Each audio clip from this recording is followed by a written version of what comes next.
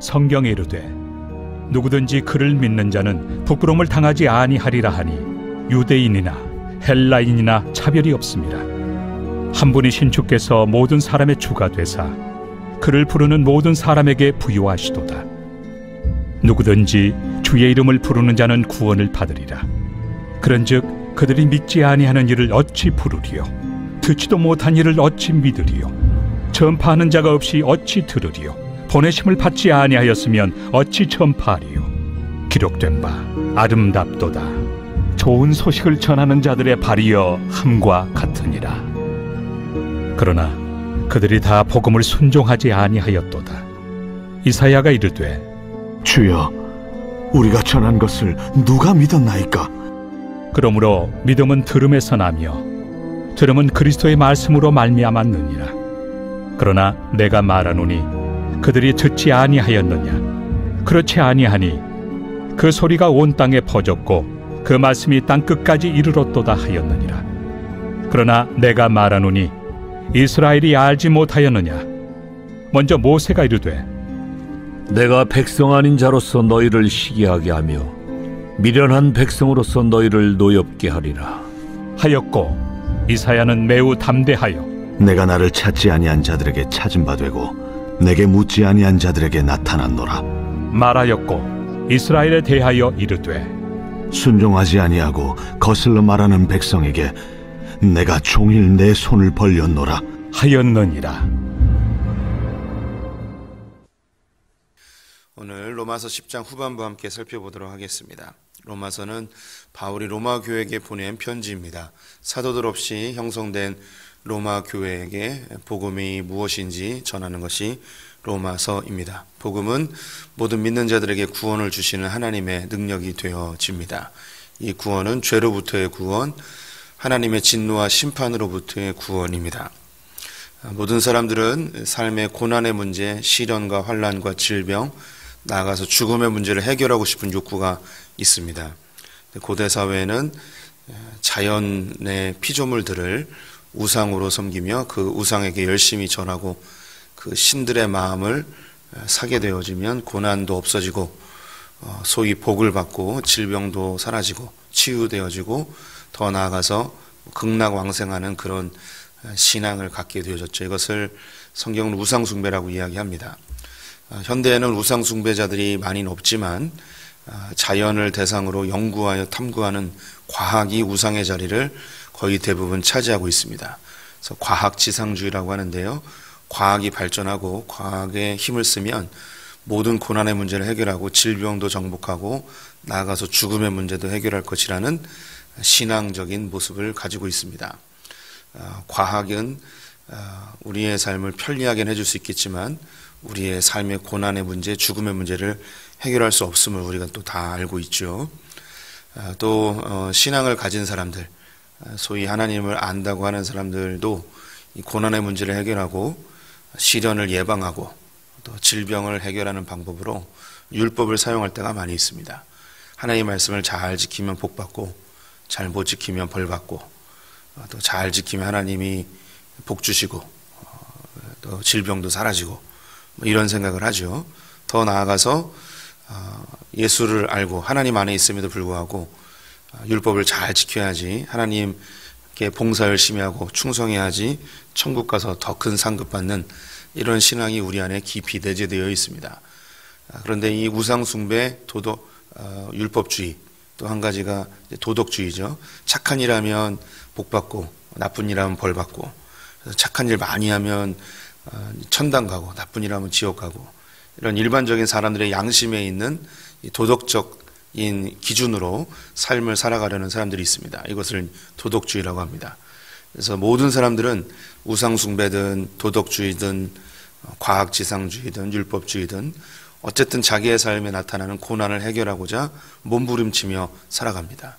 더 나아가서 죽음의 문제를 해결하고자 몸부림치며 살아가고 있는 것이죠. 이걸 열심히 하면 열심히 할수록 사람들은 두려움에 더 휩싸이게 되어집니다. 조그만 문제가 일어나도 내가 뭘 잘못한 건 아닌가, 내가 착하게 살지 않아서 죄를 지어서 이런 것인가 라는 두려움이 계속 몰려오게 되어지죠. 일이 좀 잘 풀리면 이런 우상숭배자들, 도덕주의, 율법주의는 자연스럽게 교만함으로 빠지게 되어집니다. 내가 잘 살았기 때문에 이런 복을 받는 것이다. 내가 착하게 살았기 때문에 일이 잘 풀리는 거다. 이런 생각을 하게 되어집니다. 그래서 성경은 단호하게 이야기합니다. 이런 우상숭배, 도덕주의, 율법주의로는 결코 죄의 문제를 해결할 수도 없고 우리의 삶의 고난의 문제, 나아가서 죽음의 문제도 결코 해결할 수 없음을 선언하고 있습니다. 이건 이미 우리가 다 입증되어진 것이고 역사 속에서 다 입증되어진 것이죠. 그럼 이 문제를 어떻게 해결할 수 있는가? 그것이 바로 예수 그리스도가 우리의 모든 죄의 문제를 대속하여 죽으심, 이것을 믿는 것, 이 믿음으로 이 죄의 문제가 해결되어짐을, 구원받음을 선언하고 있습니다. 예수 그리스도가 우리를 위해서 죽으심으로 우리는 두 가지의 문제가 해결됩니다. 첫째는 하나님과의 관계의 회복입니다. 하나님과 화평을 누리게 되어지죠. 더 이상 하나님을 감시자나 혹은 심판자 혹은 사장님으로 대하지 않습니다. 내가 더 열심히 해야지 하나님의 복을 더 받거나 내가 조금 잘못한다고 주님이 막 벌 주시는 그런 심판자나 감시자, 사장님이 결코 아닙니다. 하나님 우리의 아버지이십니다. 자기 아들을 아낌없이 내어주신 그분께서 우리를 너무너무 사랑하시는 이 사실이 우리를 하나님 안에서 화평을 누리게 합니다. 조금 죄를 질지라도 우리는 예수의 보혈을 의지하여서 주님께 다시금 담대히 나아갈 수 있습니다. 죄에 대한 대가를 이 땅에서 지불할지라도 하나님과의 관계는 아무 이상이 없음을 우리는 깨닫게 되어지죠. 두 번째, 우리는 고난 중에도 즐거워할 수 있게 됩니다. 즉 죄로 인하여 나타나는 시련과 고난과 환난과 죽음과 그 모든 것들로부터 우리는 자유하게 되어집니다. 하나님과 우리의 사랑을 그 어떤 것으로도 끊을 수 없음을 알게 되어지죠. 그런데 이것을 모든 사람들이 다 누리는 것은 아닙니다. 이 하나님과의 관계의 회복, 또 죄의 문제 해결, 이것은 하나님의 선택받은 사람들만 누릴 수 있게 되어지는 것이죠. 그럼 누구는 선택하시고 누구는 선택을 안 하시는가? 하나님이 세상을 사랑하신다면 모든 사람을 다 구원해 주시고 모든 사람에게 평안을 주시고 고난도 없애주고 이래야 되는 거 아닙니까? 라는 그런 반문할 수 있습니다. 근데 그 부분은 하나님의 주권의 영역입니다. 하나님은 선택할 사람들에게 긍휼을 베푸시고 선택하지 않는 자들에게 긍휼을 베푸시지 않습니다. 그러면 하나님 나쁜 분처럼 느껴질 텐데 이건 누차 말씀드리지만 원래 다 죽어야 됩니다. 원래 다 진노의 대상자들이고 원래 다 지옥에 갈 사람들입니다. 우리가 선택해서 예수 천당 불신지옥에 내가 선택할 수 있는 영역이 아닙니다. 원래 우리는 다 죄로 인해 죽을 존재들인데 하나님이 우리를 너무너무 사랑하셔서 성도님들을 사랑하셔서 우리를 그 죽음의 구렁텅이에서 건져주신 것이죠. 구원받은 자들 하나님께 온전히 감사할 수밖에 없습니다. 그럼 여기서 또 다른 질문이 나오게 됩니다. 그럼 이렇게 한번 선택받은 사람은, 하나님께 구원받은 사람은 그러면 영원히 구원받고 살아갑니까? 성경은 그 부분도 아니라고 이야기합니다. 하나님께서는 이스라엘 백성들을 선택하셨지만 이스라엘 백성들을 버리시기도 하셨죠. 그들은 자기의 열심으로 자기의 의를 세우기 위해서 신앙생활을 했다고 이야기하고 있습니다. 그들에게는 올바른 지식이 없다고 이야기를 하네요. 신앙생활을 해도 올바른 지식이 없으면 하나님께 버림받을 수 있다는 것입니다. 우리가 교회를 열심히 다니고 예수를 믿어도 올바른 지식이 없으면 하나님께 버림받을 수 있는 것이죠. 이게 이제 하나님께 버림받는다라는 게 이것도 성도님들이 오해할 수 있는데 하나님이 막 버리신다 이런 개념보다는 스스로 하나님을 떠나버리는 거예요. 하나님에 대해서 오해하고 실망하고 원망하고 분노하고 하나님을 죽여버리는 것이죠. 마치 바리새인들이 예수님이 오셨는데 예수님을 죽인 것처럼 우리가 교회를 다니면서도 예수를 믿는다고 하면서도 예수를 죽여버려요. 하나님을 죽여버리죠. 복음을 짓밟아버려요. 말씀하고 아무 관계없는 신앙생활을 하게 된다는 것입니다. 그러면 올바른 지식이 무엇인가? 그것이 바로 내가 죄인이고 이 죄의 문제는 내 스스로 해결할 수 없고 예수 그리스도가 이 죄를 위하여 대신 죽으셨음, 이것을 믿는 것이 올바른 지식입니다. 그래서 우리 성도님들이 신앙생활을 계속하면 할수록 더 분명하게 드러나야 되는 것이 뭐냐면 내가 죄인이라는 사실입니다. 이걸 잊어버리는 순간 우리는 자기 열심과 자기 의로 살아가게 되고 바리새인으로 전락하게 됩니다. 우리는 자기의 의로 다른 사람을 판단하고 정죄하고 비판하는 삶을 살 수밖에 없습니다. 이게 인간이에요. 인간의 죄성이 그렇습니다.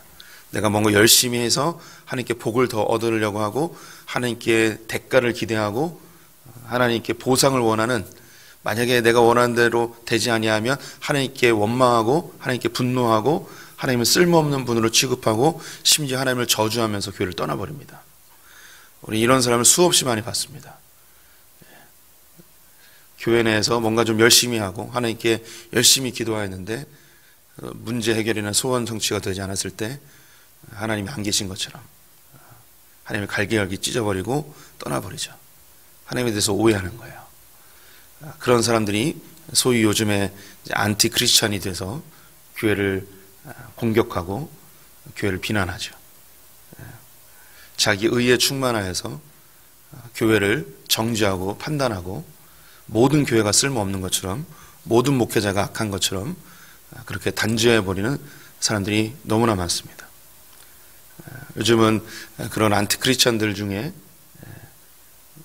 언론에 나와서 교회를 공격하는 사람들도 굉장히 많은데, 그런 분들 중에 상당수가 목회자 자녀들입니다.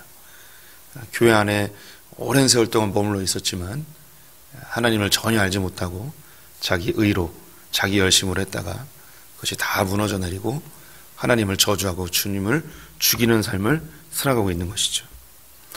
여기 새벽에 나오신 성도님들은 해당 사항이 없겠지만 그래도 다시 한번 마음에 새겨주셨으면 좋겠습니다.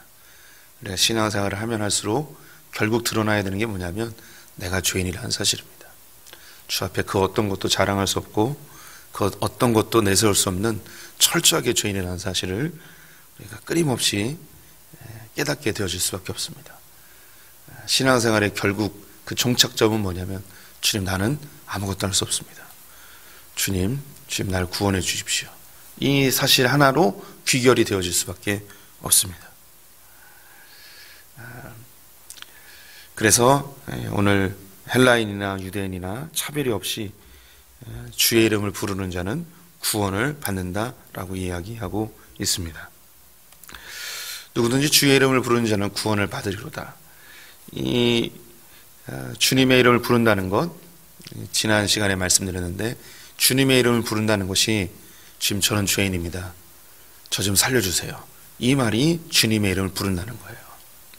그냥 주여 주여 하는 자가 주의 이름을 부르는 게 아닙니다.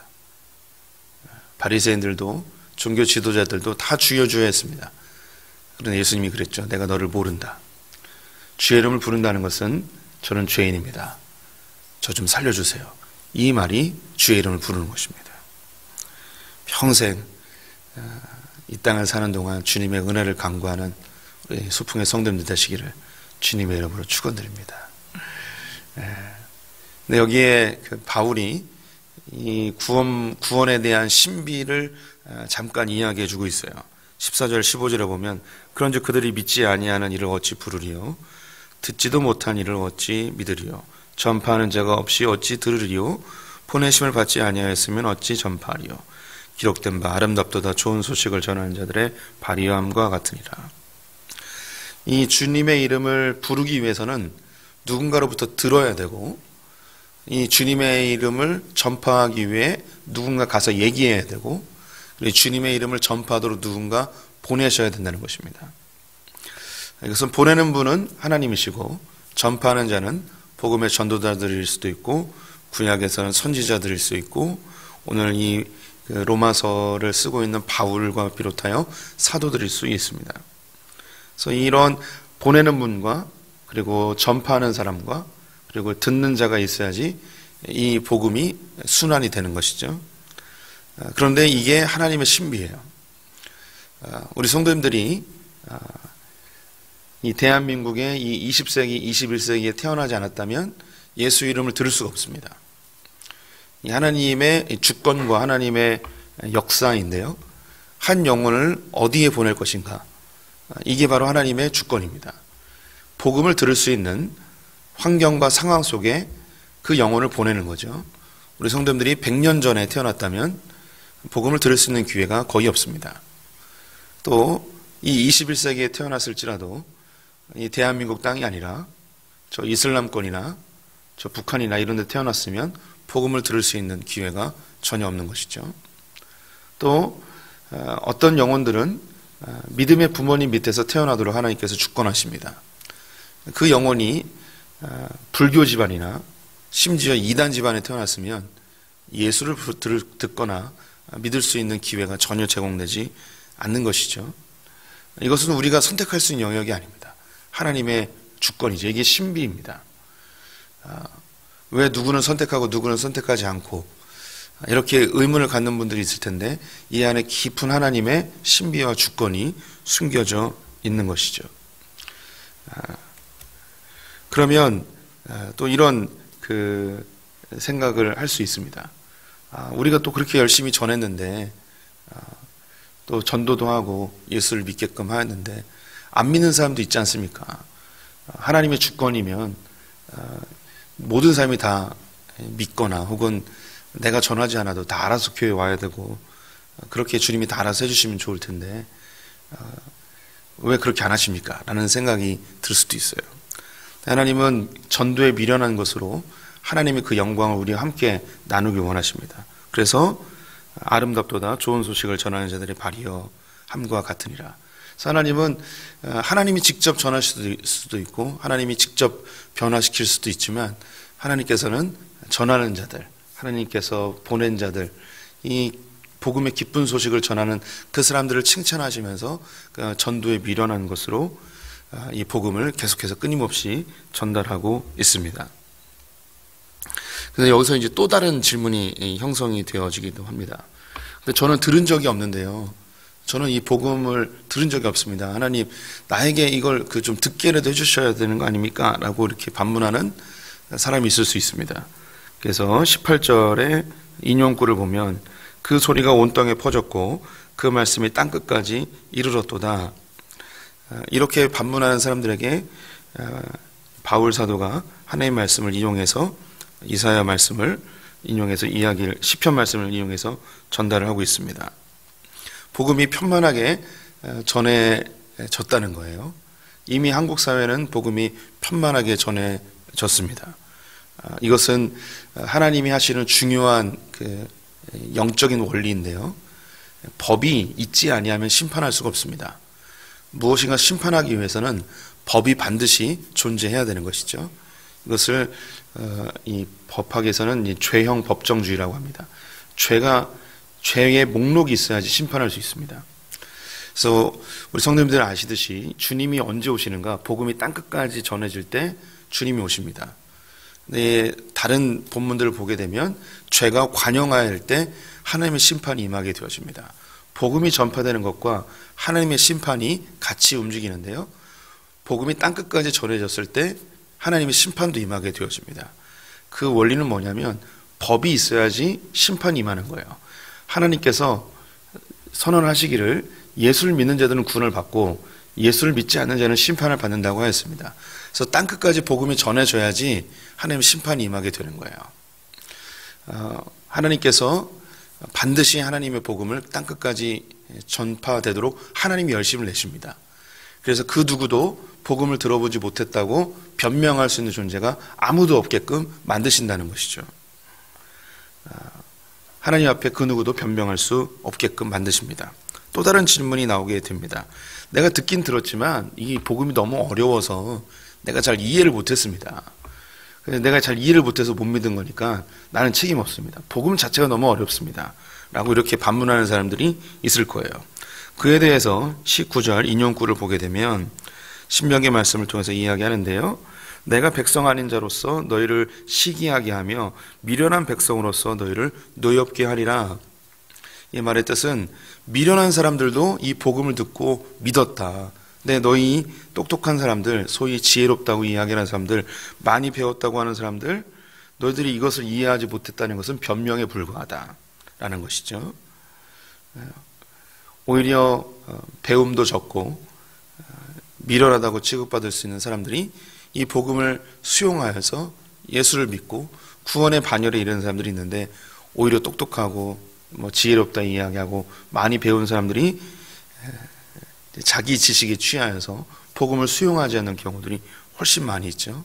그래서 복음이 어렵다는 이야기에 대해서는 변명의 여지가 없다고 설명하고 있습니다. 마지막으로 한 가지 또 다른 질문이 만들어지게 됩니다. 주님, 나에게 좀 충분한 기회를 주시고 좀 생각할 수 있는 기회, 또 이 복음을 받아들일 수 있는, 한 번 들어서 이해 못했으면 좀 여러 번 들려주시고 좀 기회를 충분히 주셔야 되는 거 아닙니까? 이렇게 변명할 수 있습니다. 이에 대해서 21절에 이렇게 이야기하고 있습니다. 이스라엘에 대하여 이르되 순종하지 아니하고 거슬러 말하는 백성에게 내가 종일 내 손을 벌렸노라 하였느니라. 내가 너에게 충분히 기회를 줬다. 내가 손을 벌리고 내가 종일토록 너를 기다리고 있었다. 근데 너는 그 기회를 잡지 않았다 라고 이야기하고 있으시죠. 하나님의 복음은 모든 사람들에게 열려 있습니다. 유대인이나 헬라인이나 모든 사람들에게 누구든지 주의 이름을 부르면 구원을 받는 복음입니다. 차별이 없습니다. 하지만 이 복음이 증거됐을 때 받아들이지 않은 사람들, 또 이 복음에 대하여서 수용하지 않고 믿지 아니하는 사람들에 대해서는 주님이 반드시 심판이 임할 것을 선언하고 있습니다. 이 심판도 또 오해하실까 봐 주님이 막 심판을 내리고 하나님 막 잔인한 이런 분이라고 생각하시면 큰 오산이에요. 아까도 서론에서 이야기했듯이 원래 다 죽을 존재들이에요. 원래 다 지옥에 갈 사람들입니다. 하나님이 굳이 개입하지 않아도 원래 다 죽을 사람이고 원래 다 심판받을 사람들이에요. 하나님이 너 예수 안 믿었으니까 난 너를 죽여버릴 거야, 이게 아니고 그냥 원래 다 죽을 사람들이에요. 그냥 놔두시는 거예요. 죽게끔, 심판받게끔, 지옥의 불에 던져지게끔 그냥 놔두시는 것이죠. 하나님은 자기 구원받을 백성들에 대해서 건지시는 거죠. 이 물에 빠져 죽어가는 사람들에게 생명줄을 던져서 이거 잡기만 하면 너 살 수 있어, 이거 좀 잡아라 라고 하는 거죠. 차별이 없다. 누구나 잡으면 된다. 네가 어떻게 살았든 과거에 어떤 짓을 했든 관계없으니까 이 생명줄을 잡아라, 잡으라고 했는데 주님, 이거 너무 차별이 많으십니다. 모든 사람을 다 건지셔야지 잡는 사람만 구원해 준다는 건 이건 주님 너무 차별이십니다. 이렇게 반응하는 사람들도 있습니다. 주님, 이거 잡는 거 너무 힘듭니다. 이해하기가 너무 어렵습니다. 뭐 이거 잡는다고 어떻게 구원받습니까? 이런 사람들이 나타날 수 있는 것이죠. 또 떠내려가면서 아니 한 번만 던져주시면 어떡합니까? 잡을 때까지 끊임없이 던져주셔야 되는 거 아닙니까? 이렇게 반응하는 사람들이 있다는 것이죠. 우리 성도님들은 이미 예수를 믿고 구원의 반열에 이르신 분들입니다. 우리 신앙생활 하면서 절대 잊지 마셔야 되는 건 내가 죄인에서 구원받았다는 사실입니다. 죽는 순간까지 주님의 은혜, 주님의 생명줄을 붙들고 계셔야 됩니다. 나의 열심이나 혹은 나의 의로 신앙생활 하다가는 똑같이 내가 잡고 있었던 이 줄을 내가 놔버리는 상황이 되어버리는 것이죠. 주님의 은혜 끝까지 붙들고 내 열심, 내 의로 신앙생활하는 것 아니고 주님 말씀 붙들고 예수 붙들고 주의 이름을 부르며 주님 오실 때까지 신앙 잘 지키는 분들 되시기를 축원드립니다. 기도하겠습니다. 하나님, 우리에게 복음이 들려지게 하시고 이 복음을 믿게 하시며 주의 자녀 삼아주시니 감사합니다. 이 한국 땅에 이 시대에 살지 아니하였다면, 태어나지 아니하였다면 예수를 전혀 알지 못했을 우리의 영혼입니다. 주님, 우리를 구원하기 위하여 섭리해 주시고 주관하여 주셔서 복음이 들려지게 하시고 믿을 수 있는 마음 주시니 감사합니다. 하나님, 우리가 믿음으로 시작해서 행함으로 끝나지 아니하고 믿음으로 시작해서 믿음으로 이르는 자들 되게 하여 주시옵소서. 하나님, 우리의 열심이나 우리 의로 신앙생활하지 아니하고 주님 오시는 그 순간까지 오직 예수의 이름을 부르며 주의 은혜를 간구하며 사는 자들 되게 하여 주시옵소서. 또한 하나님, 우리를 복음의 전파제로 활용하여 주시길 간절히 원합니다. 복음을 전하는 자들의 발걸음이 아름답다 칭하신 주님, 또 우리가 하나님의 이 위대한 역사에 동참하는 복음의 통로가 되게 원하오니 우리의 입술을, 우리의 삶을 활용하여 주시옵소서. 오늘 하루를 주님께 의탁드리며 예수님의 이름으로 기도드렸습니다. 아멘.